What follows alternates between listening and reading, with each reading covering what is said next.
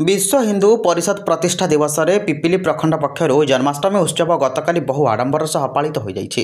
एही अवसर में प्रभु श्रीकृष्ण अवस्थापित रथ को दाण्डमुकुंदपुर स्थित जयगोपाल मंदिर ठारू शताधिक महिला पुरुष भक्त मानक नहीं एक आध्यात्मिक पदयात्रा आरंभ होता। एही रथ में प्रभुଙ୍କ सह कुनि कुनि पिलामानकु सुसज्जित श्रीकृष्ण बलराम और राधांकर बेशरे सजई करी हरे कृष्ण गान सह पिपिली पौरांचल परिक्रमा करा जायथिला।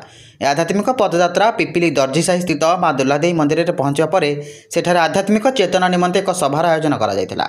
विश्व हिंदू परिषद पिपिली प्रखंड सभापति प्रभाकर पंडा सभापतित्व में आयोजित सभार पूर्व प्रांत उपसभापति पंडित सत्यनारायण दास मुख्य अतिथि भाव जोगदे प्रभु श्रीकृष्ण धरापृष्ठ अवतीर्ण मानवीय लीला और जन्माष्टमी व्रत उपर आलोकपात करथिले।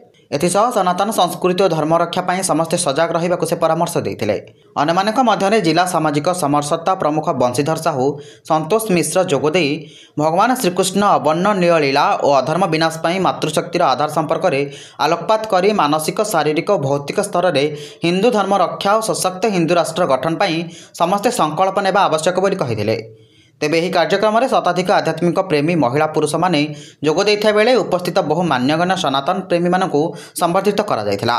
तेबे यह कार्यक्रम में पिपिली प्रखंड सह संपादक मोनू अग्रवाल सभा परिचालना करथिले। पिपिली प्रखंड संपादक मनोज कुमार प्रधान उपसभापति विभुनी सामंतराय एक कार्यक्रम को परिचालना करथिया बेले व्यवस्था प्रमुख राकेश महापात्र सह व्यवस्था प्रमुख तथा वरिष्ठ आईनजीवी रमाकांत साहू सहयोग करथिले। जन्माष्टमी होची भारत वर्ष रे एक प्रधान उत्सव भितर गोटे। श्रीकृष्णଙ୍କର जन्म भारत वर्ष न होइतिले तांकर नीलाखेला न होइतिले भारत वर्ष आज तार अस्तित्व हरई था।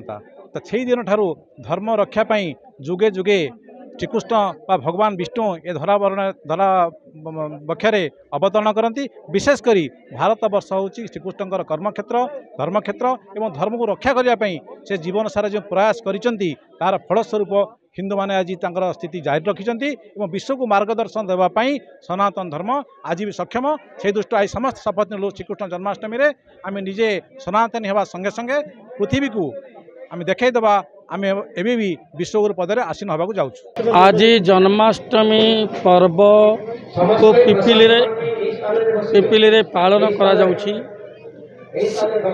एई पिपिली रे एई जन्माष्टमी पर्व को पालन करिबा पाई प्राय अर्धसहस्र रु अधिक आबाल वृद्ध वनितांकर एकत्रीकरण होइथला। दाण्ड मकुंदपुर गोपीनाथ मंदिर ठारू आरंभ करी दुर्लादेवी मंदिर पर्यंत पिपिलीर यही शोभा यात्रा महामंत्र उच्चारण पूर्वक आसीथिला। यही शोभा यात्रा रे मु निजको अंशग्रहण करी भाग्यवान मन करूँ एवं बौद्धिक देवाई एठी मध्य मते अतिथि रूपे रखा जाइथला। एवं विशेष करी एठार जनसाधारणकर आग्रह को नहीं श्रीकृष्ण जन्म चरित्र संक्षिप्त आलोचना सहित राष्ट्रीय मर्यादा राष्ट्रीय स्वाभिमान एवं आत्मस्वाभिमान भारतीय मानकर आत्मस्वाभिमान पाई ऊपर मु वक्तव्य रखी। शास्त्र अध्ययन सहित शस्त्र अध्ययन आत्मसंरक्षण पाई मध्य वक्तव्य रखी। एवं लक्ष्य करागला आमे माने जे समस्ते आजिर दिन रे जो ब्रह्म शक्ति वैष्णवी शक्ति एवं रुद्र शक्ति जो एकत्रीकरण घटी ये शक्ति को जदि आमे सदुपयोग न करिबा ताहाले आमे दुख ही पाइबा। ब्रह्म शक्ति रूपरे जनसमाज वैष्णव शक्ति रूपरे साधु सन्थ समाज एवं दैवी शक्ति अनुसार मातृ समाज एवं रुद्र शक्ति अनुसार आम अंतर रही लक्ष्मणानंद सरस्वती बलिदान दिवस यह नहीं आज आलोचना करा जाइथला। एवं भारत जेपरी आगामी पीढ़े समस्ते सनातनी माने एकत्रित होई समस्वर मु भारतीय मु हिंदू यह कहवाक जमी पश्चात बदन करती गर्व से कहो हम हिंदू है हिंदव सदरा सर्वे न हिंदू पतितो भवेत। ये मंत्र दीक्षा नहीं आज उत्सव पर्व को बौद्धिक को समाप्त करागला। पिपिलु मनोरंजन महापात्र रिपोर्ट नलादेश मीडिया।